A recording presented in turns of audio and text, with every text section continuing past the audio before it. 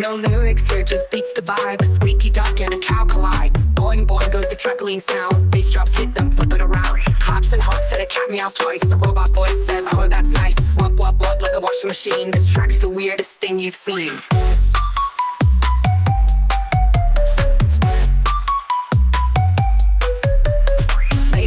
И добро дојдовте повторно на каналот кај BTC Крипто и денеска би сакал да зборуваме за квантитативното затегнување и квантитативното олеснување, односно QT и QE, зошто се толку битни и какво всушност влијание имаат на пазарот. И нешто што видовме пред неколку денови беше запирање на квантитативното затегнување и што всушност тоа значи за пазарите.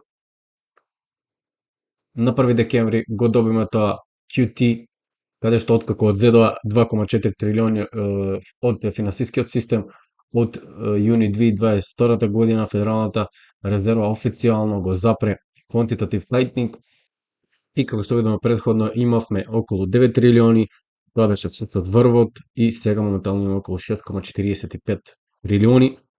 И тука никој не го поставува прашањето што ќе се случи следно, кога би имале следна криза, одговорот на тоа прашање е едно, а тоа значи дека всушност повторно ќе принтаат. Но би сакал да се потсетиме што всушност се случуваше во 2019 година, кога всушност го добивме ова. Па ќе се вратиме на чартот на биткоин моментално.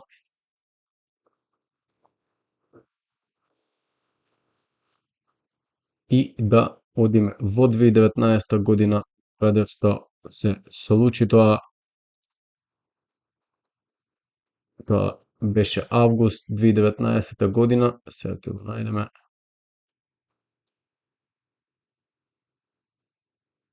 Август би можеле да го ставиме на месечно ниво, да биде многу попрегледно.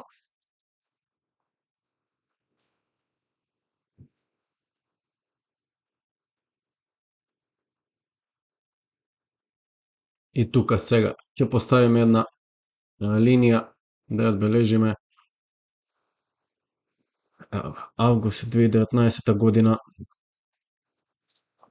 И доколку сега отидеме на билансот на Федералната резерва, ќе можеме да забележиме дека всушност со запирање на quantitative tightening тие не почнале веднаш со quantitative easing, туку почнале можеби месец дена покасно, тоа е во септември, и и продолжиле повторно нагоре. Ево, септември, октомври, ноември, декември. А сега да ја погледнеме и цената на биткоин, што се случувало на цената на биткоин тука. Сме имале пат на цената, како што можеме да видиме во овие месеци, и подоцна се случува Black Swan настан 2020 година, настапува COVID на сцената, имаме огромен пат од дури 63%, кој што никој не го очекувал ова, но подоцна погледнете каде се движиме. И веројатно нема да имаме раст на билансот следната недела, туку потребно е време за да се апсорбира тоа во маркетот, а можеби и да имаме уште некој Black Swan настан, каде што цената повторно ќе биде придвижена надоле, за да можат големите играчи да акумулираат, за потоа да следи огромно принтање на Федералната резерва, каде што верувам дека ќе достигнеме огромни бројки во криптото, па и во другите средства. А веројатно биткоин доминацијата ќе продолжи да расте, како што тоа беше случајот во 2019 година.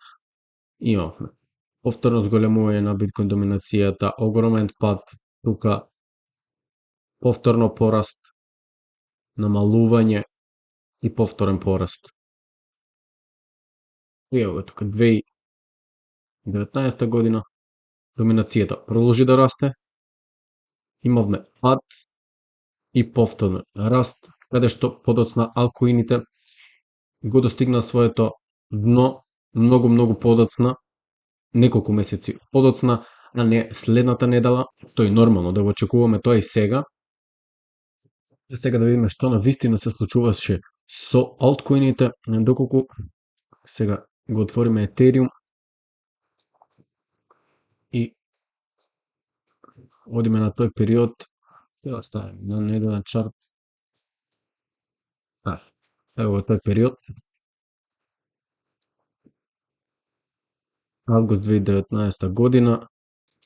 Цената тука била во благ пад, потоа имаме странично движење, капитулација и потоа се случува нешто што го движи маркетот веројатно во тоа време и се случува Black Swan настан, каде ги надминува сите овие нивоа и оди под нив, веројатно имаме bearish sentiment тука, ликвидирање на позиции, веројатно и тогаш и погледнете.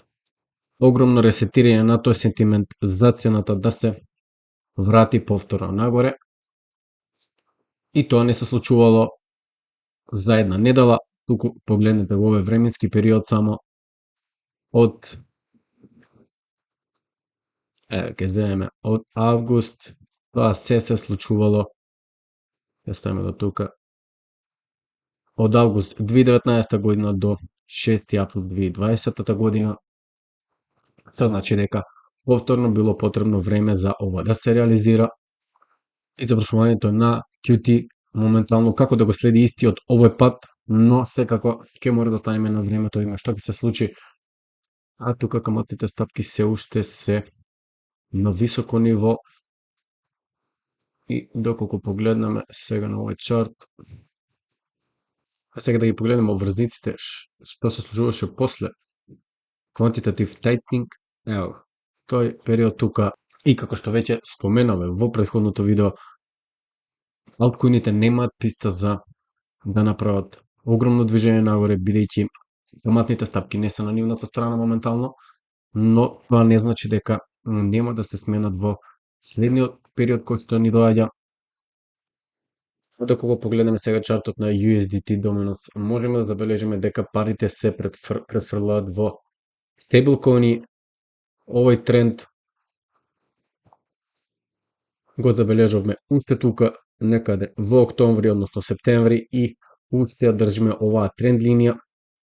Погледнете како само по линијата се движи овој чарт, така да продолжување на ова би значило уште пониски цени за биткоин и пониски цени за алткоините. Така да тоа е тоа отприлика денеска што сакав да ви го споделам. Се гледаме во следното видео. Поздрави, чао чао. Crypto crazy, it's a digital game. Lost my wallet and forgot my name. Up and down like a kangaroo. Who knew my money could just vanish too? Mining dreams with a pickaxe app. Electric bill gave my wallet a slap. NFTs of cats in a hat. What am I doing? I can't handle that. Crypto crazy, it's a digital game. Lost my wallet and forgot my name. Up and down like a kangaroo. Who knew my money could just vanish too? Hard all they said, but I'm losing my mind. Diamond hands, they told me to find. But now I'm staring at a graph on fire. Dreaming of gold, but stuck in the mire. I met a guru, he said buy the dip. And now I'm broke, eating ramen and chips. I tried to sell, but the fees were steep. Crypto's a roller coaster I can't keep. Crypto crazy, it's a digital game. Lost my wallet and forgot my name. Up and down like a kangaroo. Who knew my money could just vanish too?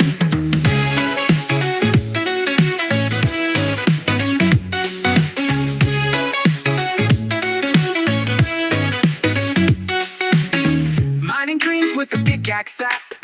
Electric bill gave my wallet a slap. NFTs of cats in a hat. What am I doing? I can't handle that. Crypto crazy, it's a digital game.